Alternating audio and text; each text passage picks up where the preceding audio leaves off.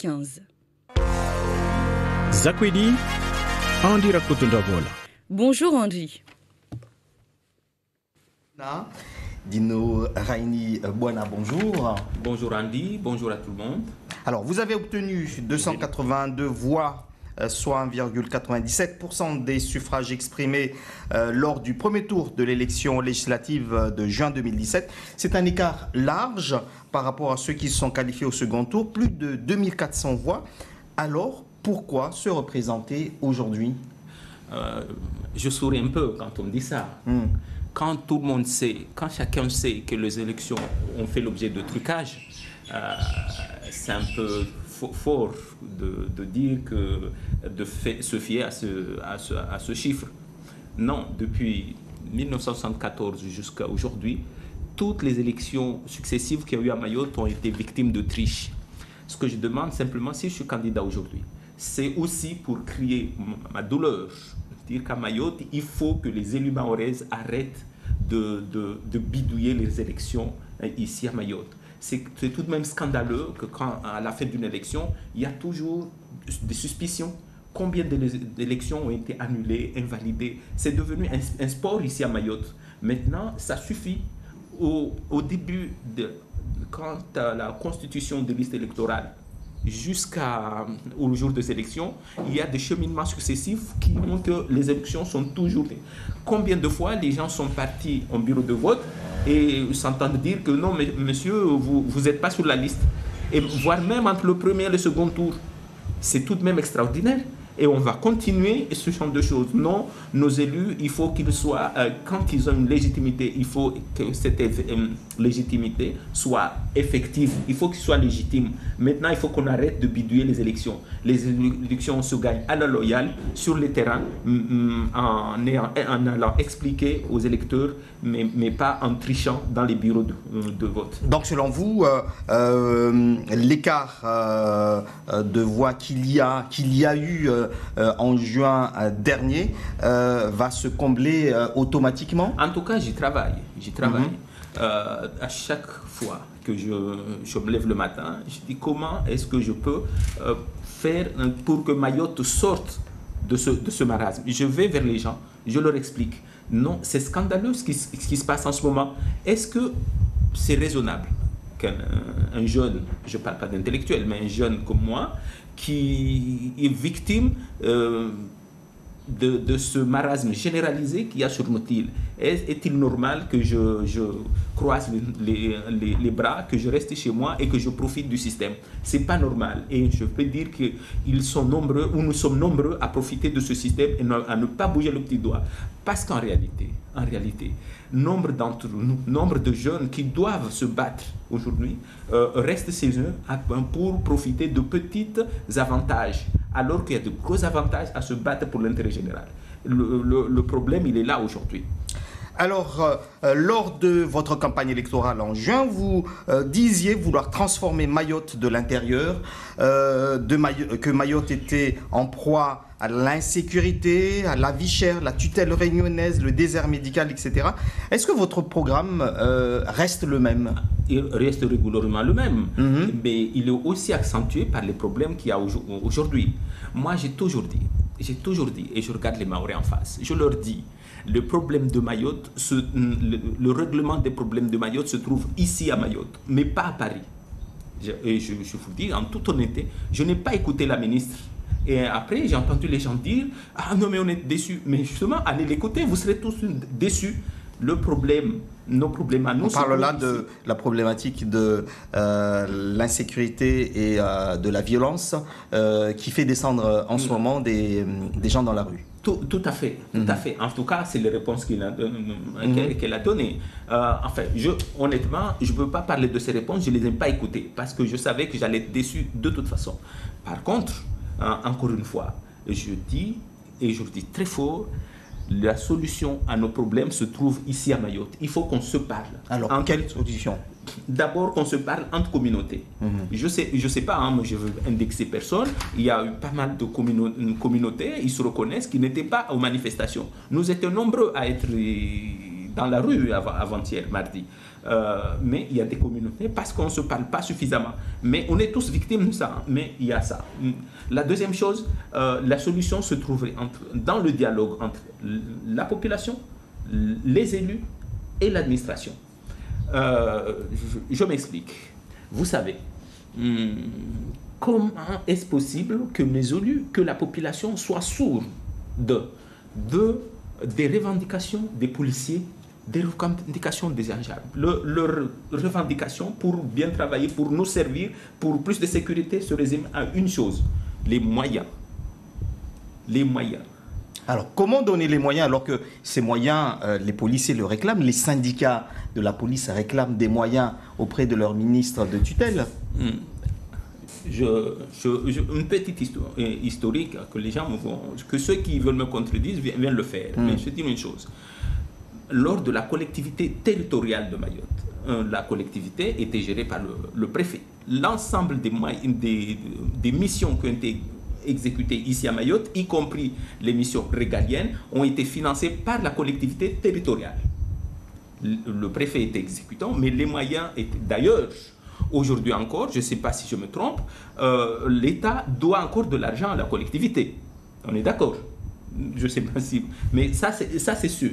Donc, ça fait pourquoi, lors de cette grande messe que tout le monde fait, les manifestants vont voir le président du conseil départemental, dans les mairies, il y a des problèmes, pourquoi on ne dit pas... Pourquoi on ne donne pas 2-3 voitures à la police? Pourquoi on ne préfinance pas? Puisque l'État ne semble pas nous entendre et que nous, on est dans le besoin, on préfinance. Après, libre à nous de nous retourner vers l'État en disant qu'on a fait. Mais laisser les policiers dans des conteneurs, leur confier des voitures pourries, est-ce qu'on peut attendre des résultats spectaculaires? Je ne pense pas. Non, nous devons entendre le cri des agents de l'administration qui veulent nous aider, qui veulent travailler dans de bonnes conditions, mais nous on est sourds. Donc j'appelle les manifestants, j'appelle les politiques et l'administration à se parler pour que les solutions, on les trouve ici, dans le dialogue, dans le préfinancement. À partir de là, vous allez voir que les choses vont changer. Alors, comment allez-vous faire alors concernant la délinquance des mineurs, concernant les vols, les violences qu'il y a ici, alors qu'il n'y a pas assez de structures, par exemple, pour les mineurs?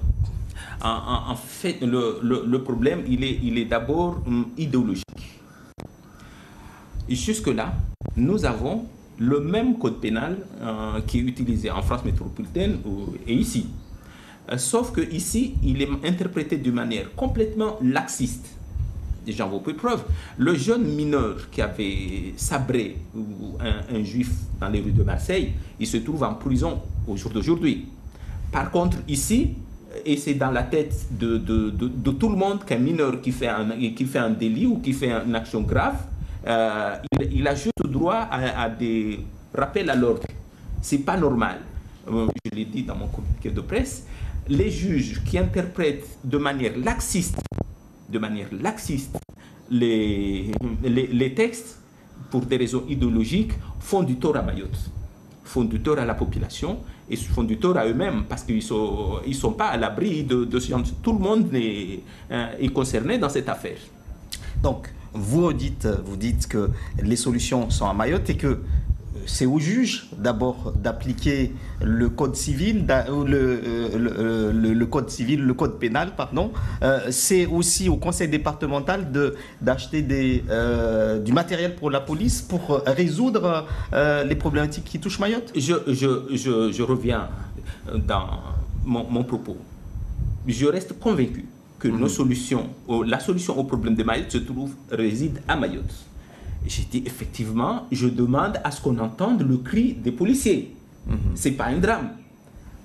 Si on n'entend pas les cris des policiers, mais on veut entendre les discours avec des motifs fallacieux de tel ou tel ministre, non, la solution à nos problèmes ne réside pas à des billets d'avion pour aller discuter. Hier, j'ai entendu un élu dire il faut que se retrouve, qu'on aille à Paris, c'est là-bas les ministères, mais les ministères ne nous entendent pas.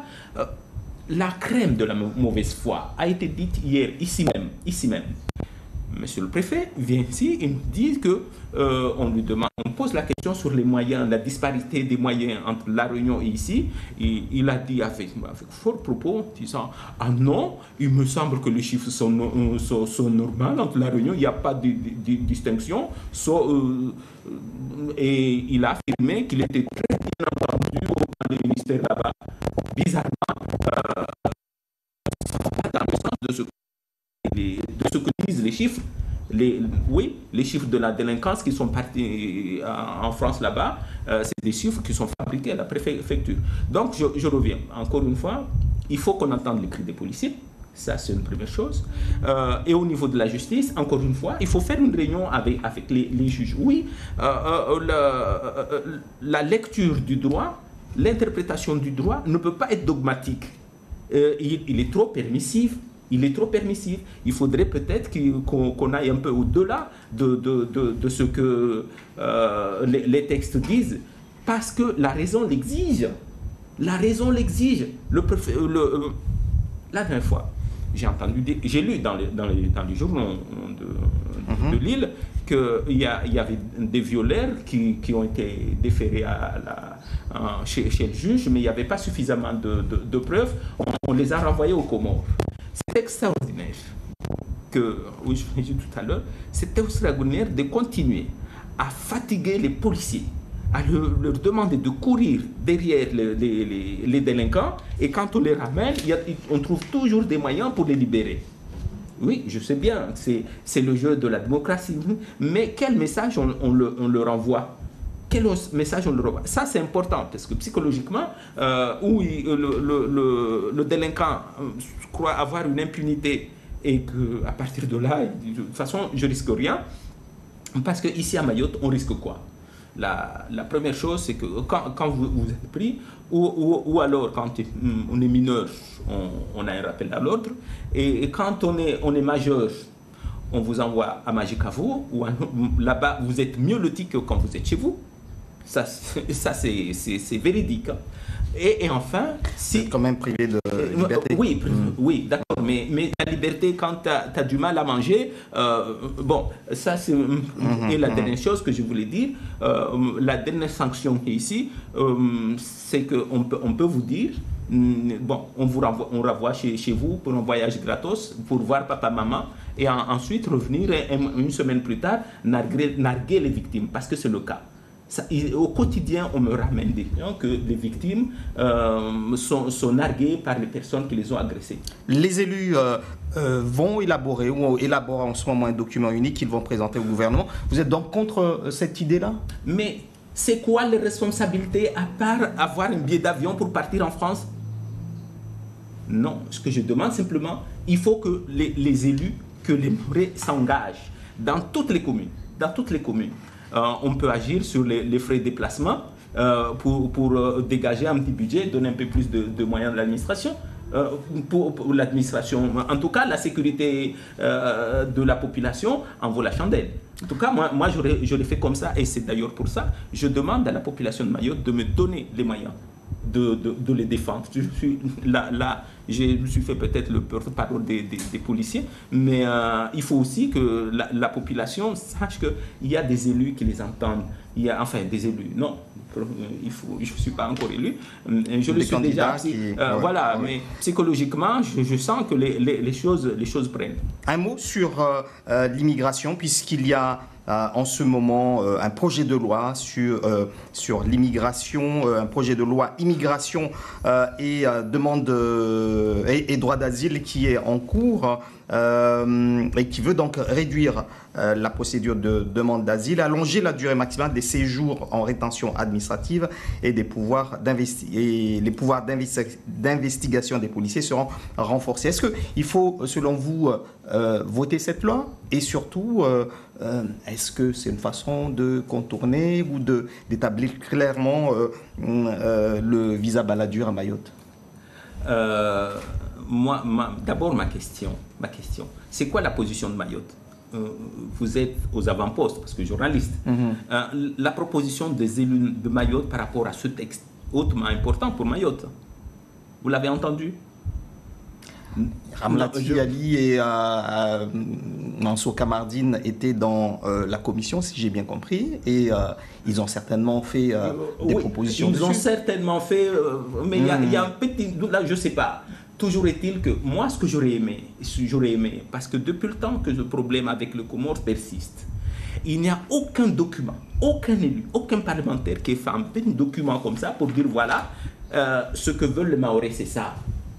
Quand les élus sont partis, vous vous souvenez, quand ils sont partis voir le Drian leur demandait, vous êtes gentil, mais la prochaine fois que vous venez me voir, revenez avec des propositions.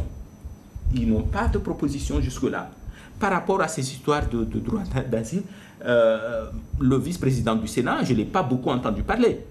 Vous comprenez? Il n'y a pas de proposition. Moi, je milite toujours pour dire qu'il faut que l'imagination prenne le pouvoir dans ce pays. Les gens n'imaginent rien, ne proposent rien. On est juste, à chaque fois qu'on a un petit problème, on prend l'avion pour aller chercher des solutions en France. Le jacobinisme, c'est déjà fini depuis longtemps en France. Mais chez nous, ici, pourquoi? Parce qu'on a cette mentalité de coloniser. On est incapable de prendre nos responsabilités. Je redis encore une fois, il faut qu'on se parle ici. D'ailleurs, c'est dans mon programme de faire un livre blanc pour savoir le Mayotte de demain, c'est quoi les relations que nous devons avoir avec nos... juste pour finir... C'est fini, c'est vraiment fini, on dépasse là. Alors, merci à vous en tout cas.